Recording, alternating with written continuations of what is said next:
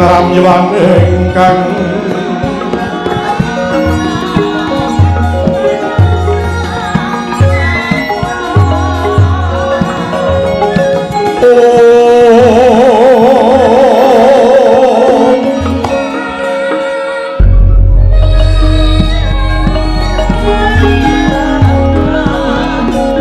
sasongko kumenyan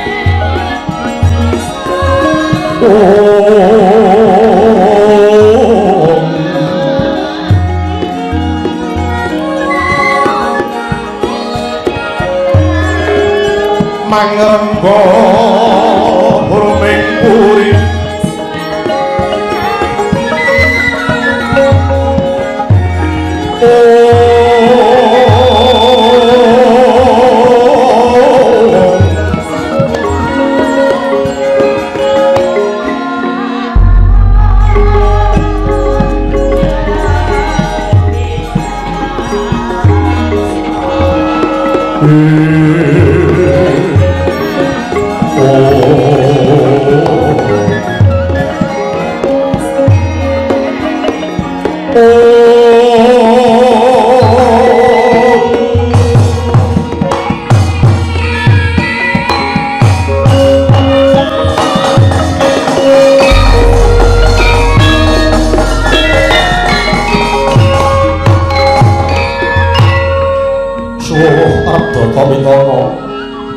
Sesanti Jaya Wijayati rahayu ingkang samya makarya rahayu sagung dumadi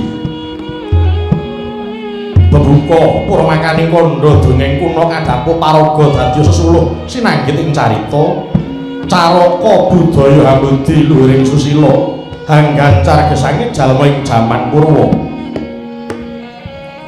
para becik wis sinakut saing carita yaiku sejatine nonton wayang purwa ingkang prayoga tinulada ingkang ala hayuwa katenta kaya jalma ngilu kaca weruh ing diri temah tuwuh rasa rumangsa nurmangsahi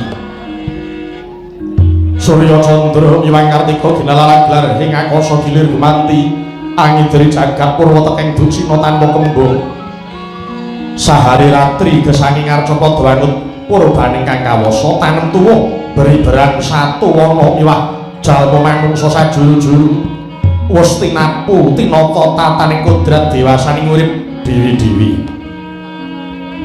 Anenggih pundhita ingkang sinangga ing pertiwi kasonganing angkasa datang kadhe keginupin ing dalu mangke nagari setunggal darbi nama sedasa sinebat nagari Ngastina liman benawi gajah kaya kuru janggala mila winasta nagari Ngastina karana iku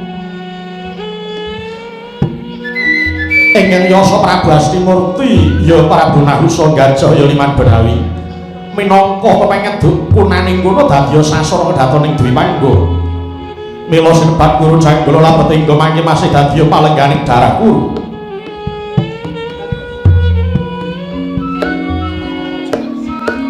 lah sing utawa ingkang jumeneng minangka gegununging Praja Ngastina wenang kina catet juluk Srinata Maha Prabu Duryudana Suyudana Jaka Pitana Jaya Pitana Tripamensah Kurmati Kurawendra Gendari Suta inggih Sang Drestarastraatmaja Wataya mangkono nuju hari Resmati Wancinjing rantak-rantak Sang Hyang Surya Amajari Pasewakan Agung Negari Ngastina Rikala semana Sang Nata miya siniwaka lenggahing dampar kencana sinasutya lineman kasur bambut perang wedani sinari sari ginandawida lisah jeban kasturi kongas gandane sang katon ngantos dumuging panguraan Jawi miyose Sang Buminata kahayat para biyada manggung ketanggung Jaka Paloro ingkang samya nempel upacara keprabon banyak dalang sawunggaling hardawalika bebek Mas Dwi Pangga kang sarwa rupa lenggahing Sang Nata sinangsa nang kertas pita mubiaring angkasa kinebutan laring manyura kanan tanah pinggering tinon saking Mandrawa sirna simpati manungsa panyayah Sang Hyang Prabancana ngejawantah kahayat para hapsari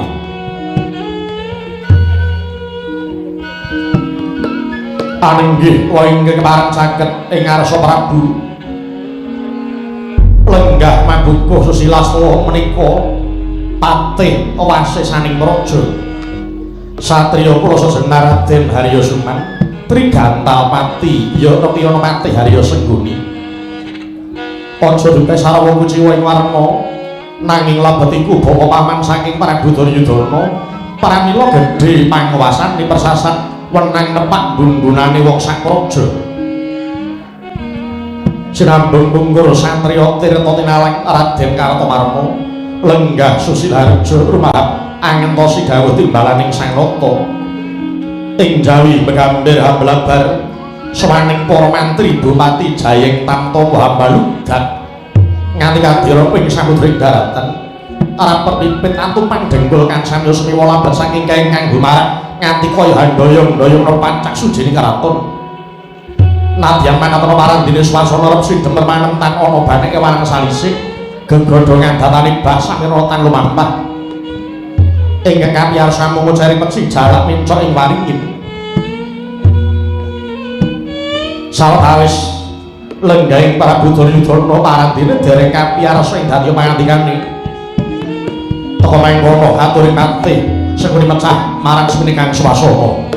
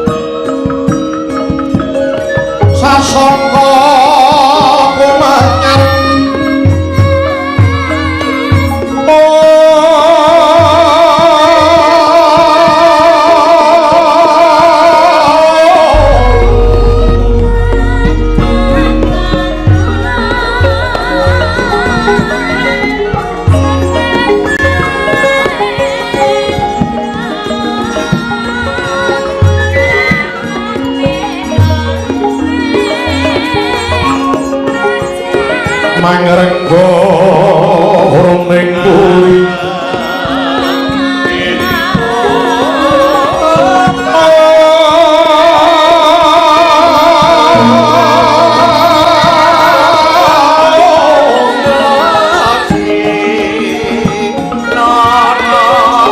manggen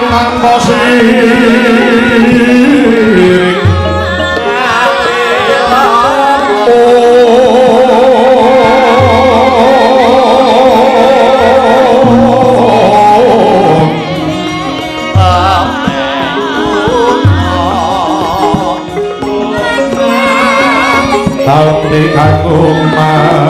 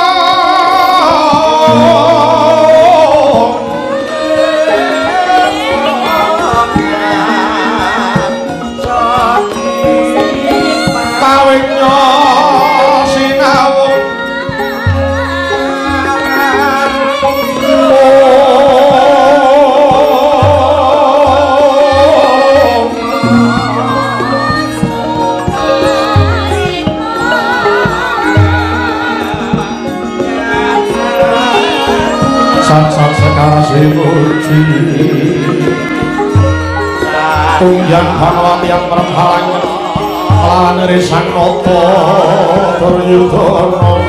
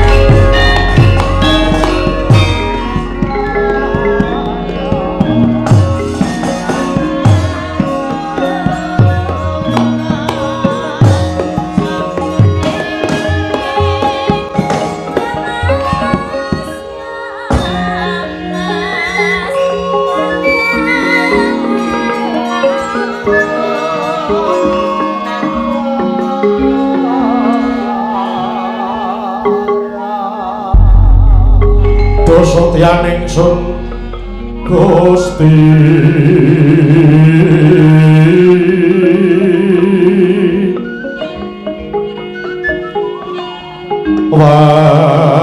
Walasa tasih kaswase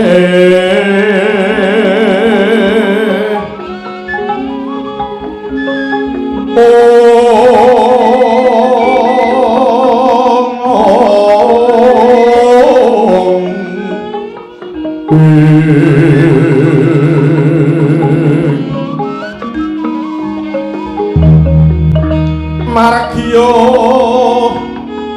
lara asmara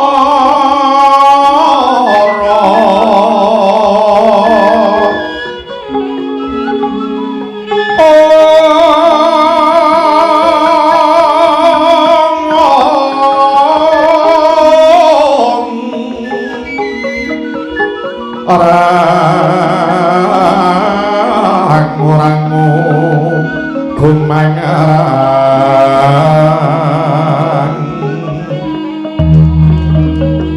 dia paring sada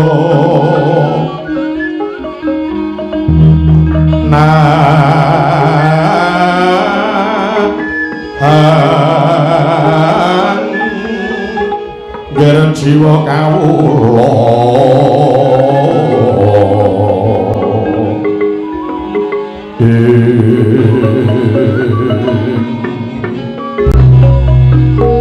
nglipur ngriteng kita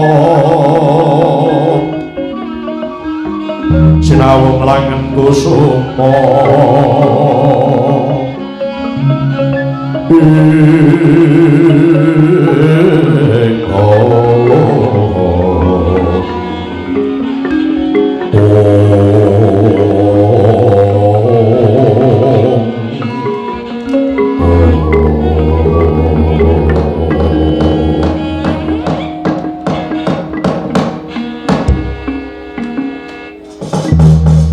Dedeng jroning pananggilan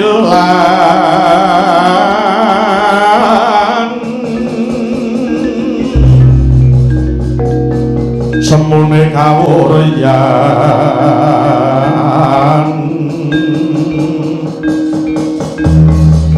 wigatining karsa kemareng nata Duryudana Prabu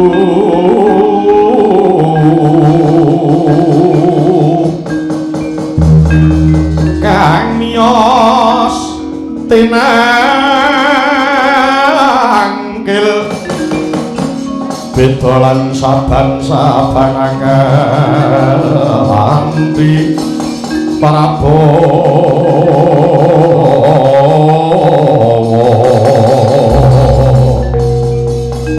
gagas kataring tias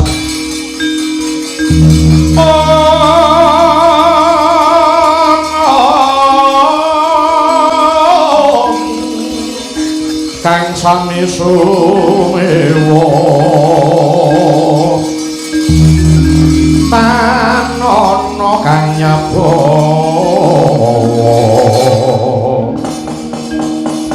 yo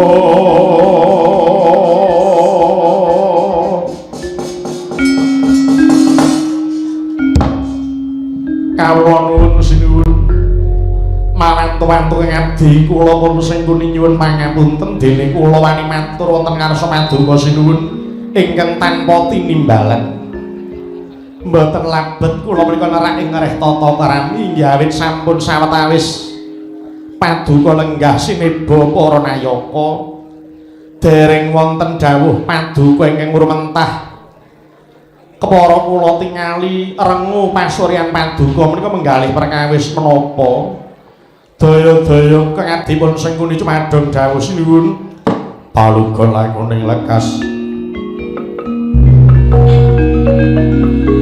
kula kita linodeng kidung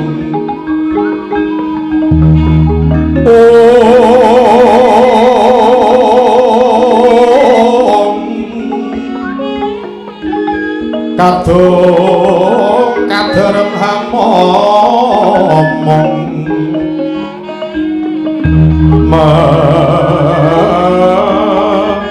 mangun manah rahayu haywana kang tanagolong gumolong manadu kara karena nira mangatus puspita lengsalan semon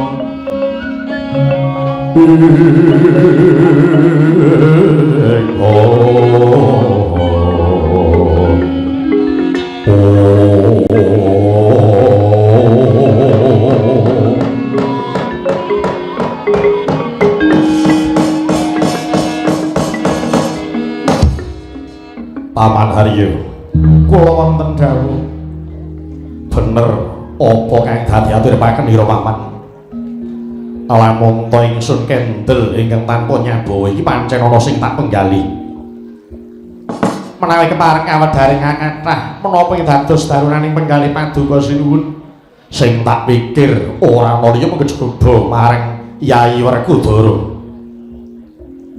Werkudara sing tak pikir. Paduka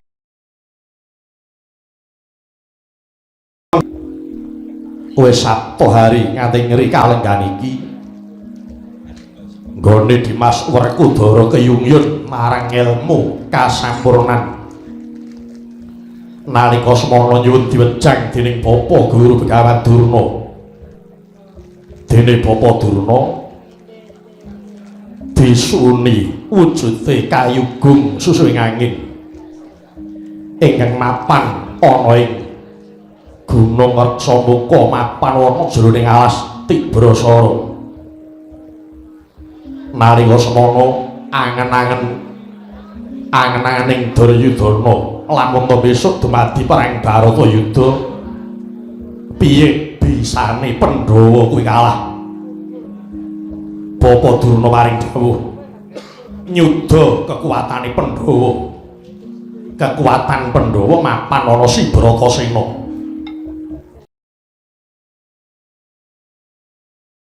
Kalah Bratasena keyungyun marang kawruh kasampurnan. Bapa Durna gawe karti sampeka aja nganti kawistara yen ngarah patine Bratasena lan uga patine Bratasena kuwi diarep-arep para Kurawa banjur Bratasena munggah marang Gunung Reksamuka golek kayugung susuwing angin. Ingsun jagake yen to Bratasena munggah gunung mlebu alas bali mung kariaran ning tinemune Werkudara bisa bali kanthi wilujeng niskala malah nampa kanugrahan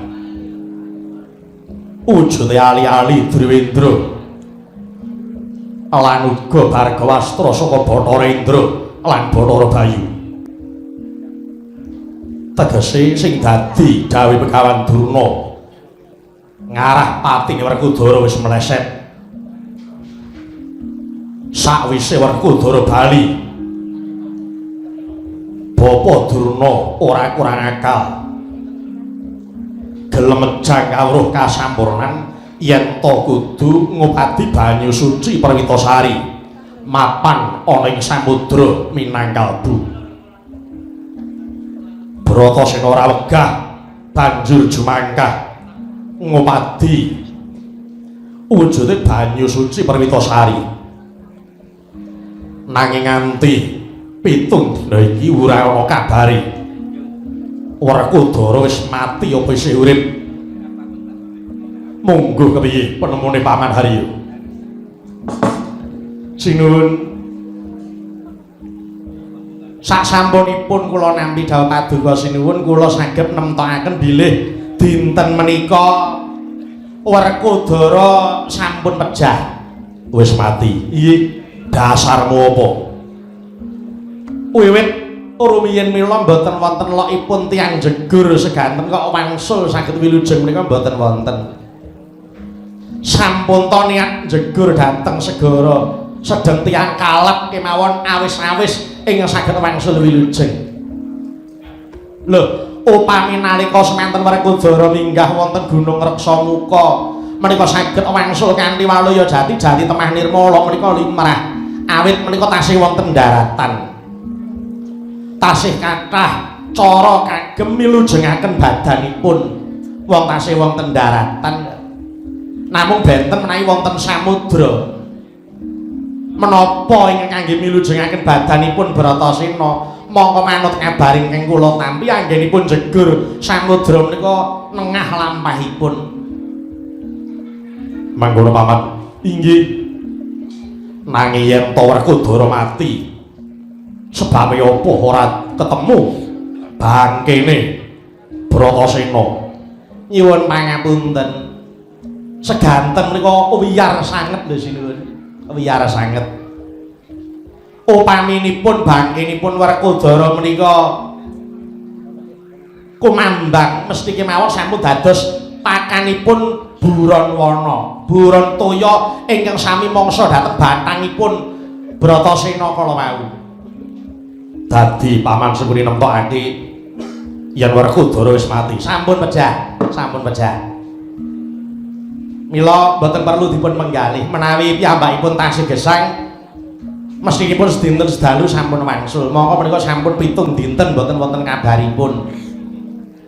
Kartomarma kula wonten dawuh. Kowe nalika semana tautus neliti goleki Bratasena wis entuk kabar apa durung? Nggih dereng paman. Durung dereng. Ah menika saya cetha saya mantepaken raos kula bilih Werkudara sampun pejah. Mangkono inggih. Gandeng Werkudara sampun pejah, monggo ngestina dipun wontenaken tasakuran kemawon. Dipun wontenaken rupian-rupian, dipun wonten tasakuran agung ngawit Pandhawa sampun suda kekiyatanipun. Mongko kula ngertos piyambak, Pandhawa menika anggadhahi sumpah tiji tibeh, mati siji mati kabeh, mukti siji mukti kabeh. Menawi sampun nyumurupi kadangipun ingkang nami Werkudara menika pejah, mongko menika kunci kekuwataning Pandhawa. Mboten wurung ingkang nami Puntadewa, Janaka, Nakula Sedewa mesti kemawon badhe sumusul dhateng pejahipun Werkudara. Mangkono paman Haryo. Inggih, inggih. Mila monggo dipun wontenaken pesta raja 7 dina 7 dinten. 7 dalu dipun lampahi. Kepara dipun sengkakaken anggenipun syukuran kemawon. Sekathahing tetingalan dipun gelar wonten Ngastina. Ringgitan campur sari sedaya dipun wontenaken wonten mriki. Kula ugi badhe beta gambyong jreng. Kuwi sapa wae? Garwanipun Ki Rayi Kurawa menawa. Bojone Kartomarma, bojone Dursasana ingkang ageng piyambak bojone Dursasana. Iya. Menika sampun gladen pinten-pinten dinten kangge nyekapi tasakuran Ngastina menika. Iya. Yen pancen sira paman Sengkuni wis mesthekke Werkudara wis mati, ayo maringgal perintah memarang Sata Kurawa kene anake rupian-rupian syukuran merga wis ilang klilipe Duryudana. Lagi yen sawalan sabda ora kang sunewa gagaring masewakan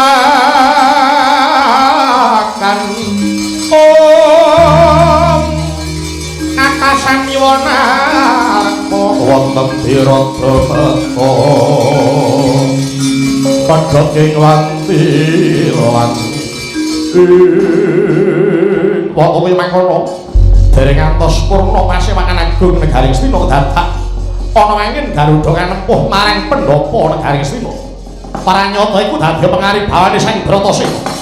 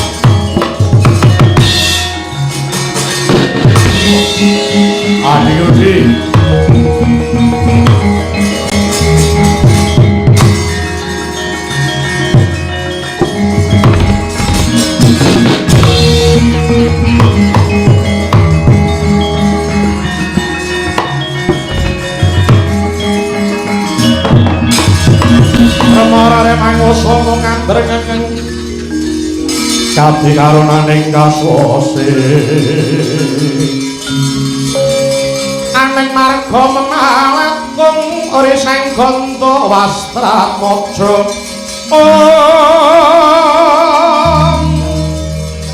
leng-leng laluhang lati surya mangrang sang wayah kumya samara wayanto pindha hari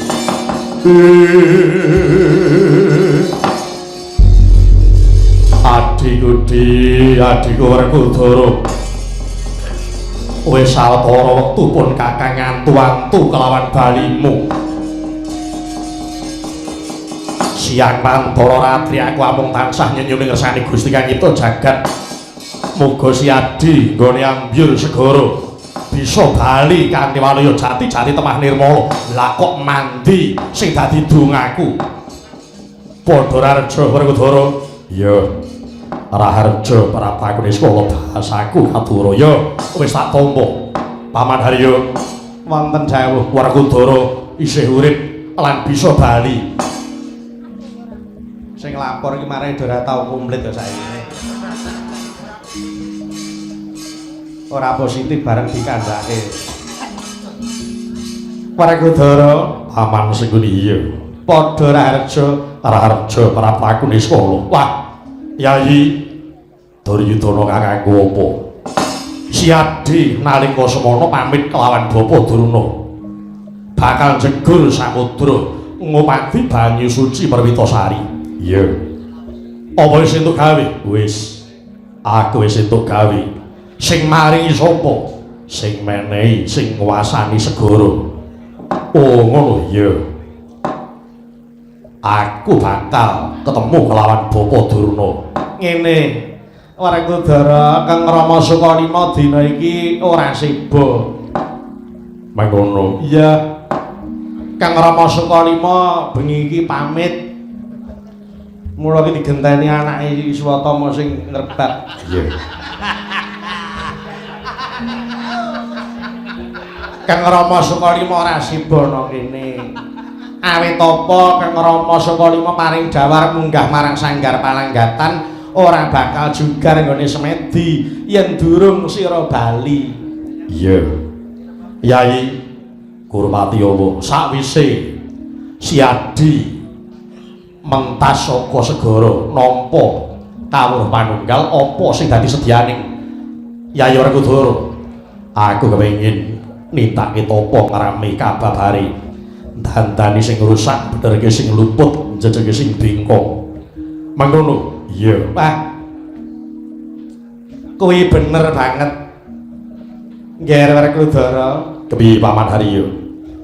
Bareng sira paring dawuh yen to wis nampa kawruh panunggal bakal nindakake tapa ngrame kababare dandani sing rusak jejege sing bengkong. Iya. Dina iki aku rumaja karo lekasmu. Sadurunge Paduka Raden Werkudara arep dandan-dandan karo wong liya, luwih dhisik didandani kulawargane dhewe. Diwiwiti saka dandani awake dhewe munggahe dandani kulawarga. Karepmu kepiye? Upama Raden Werkudara arep njejeke sejarah benerke sing luput dina iki tak suwun Raden Werkudara benerno lakune sedulurmu tuwa sing dadi ratu ana Ngamarta ya kuwi anak Prabu Puntadewa. Lupute apa? Apa Paduka ora krasa perkara apa? Sing nuwun Puntadewa dadi ratu ana Ngamarta kuwi sebabe apa? Sabab nampa wujude negara Ngamarta. Kok bisa nampa negara Ngamarta? Kuwi jalarane apa? Jalaran nalika semana para Pandhawa nindakake dharma luhur. Ya kuwi babat Wanamarta. Babat Wanamarta. Iya. Nalika semana ingkang ngayahi babat Wanamarta sapa? Ora ana liya mung kejaba Werkudara dhewe. Ing atase sing babati Paduka Raden Werkudara bareng wis dadi negara kok sing dadi ratu Puntadewa iki apa wis adil? Kok apa wis adil yen kaya ngono kuwi? Aku lila lahir batin bareng kakangku dadi ratu. Iya, Paduka Raden Werkudara lila. Lah terus anak-anakmu iki kepiye? Kanggone sengkuni urip pisan ana ing alam donya iki timbang diperintah aluwung merintah. Paduka Raden Werkudara ora pengin dadi ratu. Lah ning terus anak-anakmu Antarja Gatotkaca Antasena apa ya ora dipikir kamuktene Raden? Apa dheweke ya trima mung dadi gedibal utawa mung diperintah mengko sak lengsere Puntadewa sing dadi ratu mesti ya anak Puntadewa si Pancawala. Lho, apa ya gelem anak Antarja Gatotkaca Antasena diperintah karo Pancawala. Mbok ya dipenggalih. Mbok ya dipenggalih. Upama Paduka ora kepengin dadi ratu ya ora apa-apa, ning kamulyan kuwi karben lumintir marang anak-anake. Paduka direwangi kedungsangan babat alas. Kuwi goleke sapa nek ora goleke anak. Mbok ya dipenggalih. Ayo dipenggalih sing kani wening Raden. Lang-lang indriya mangu mangung kanduhan ri manglirna tanpa kanin. Yen tan tulus mengku sang Hyangutama.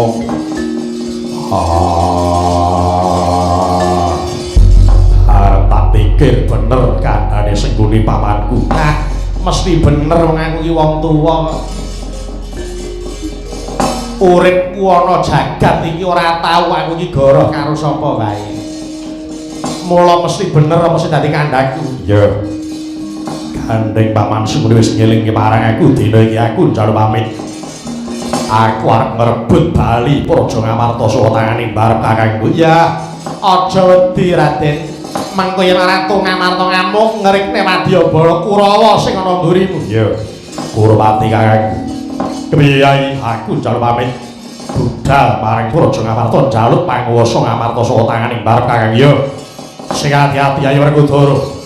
Muga kasempatan sing dadi aku pamit dina iki.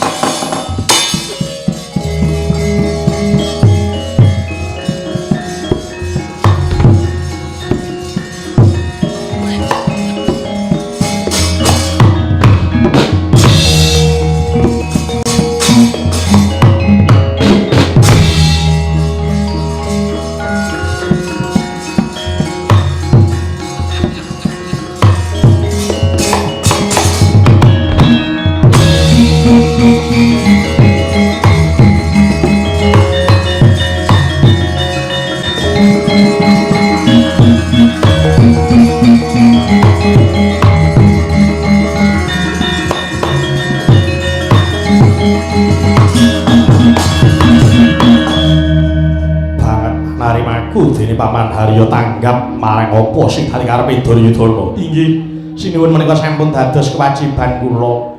Kang mangkono aja wedi kangelan. Bubarna katekan padha gantung seba. Sira Paman Harya parintahna marang kabeh para kadang saka Kurawa. Ngawat-awati Werkudara yen kendhu tekati kenceng ana meneh. Nuni dateng sendika ngestake dhateng paring kula nyuwun pamit. Madal saking pasilan Maduka sinuwun duga dikon ati-ati aja ngongsi keri. Dimas Kartomarma nuwun wonten pangandika dawuh sinuwun aja keri gawe nderek Paman Harya ngawat-awati marang Werkudara. Nok-non nistake dawuh ingsun bakal ngerang-ngerang sapa Kurawa ingkang labuh marang Praja Astina bakal tak ganjar sak bobot lan sak timbang lawan labuhane. Nuwun inggih sendika sinuwun.